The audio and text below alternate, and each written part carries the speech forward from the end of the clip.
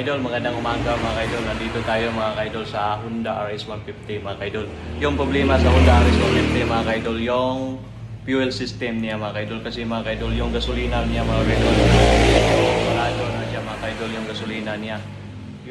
Yung dahilan niya mga kaidol, fuel filter ng mga kaidol. Paka-check natin na yung ignition niya mga kaidol, okay, goods.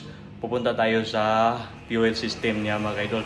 Sa mga FI mga kaidol, mayroon tayong mga sistema na dahilan na how to troubleshoot mga kaidol. Kasi mga kaidol, yung base sa standard mga kaidol, para madali lang yung pag-troubleshooting yung mga kaidol. By step tayo mga kaidol. Yung gasoline system, yung ignition system, yung dahilan niya mga kaidol is fuel system. Yung dahilan niya is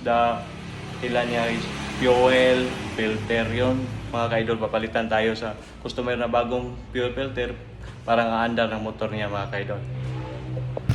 Yun mga kaidol, aandar ng motor niya mga kaidol, oh. Aandar na kasi bago na siyang fuel filter mga kaidol. Thank you for watching mga kaidol.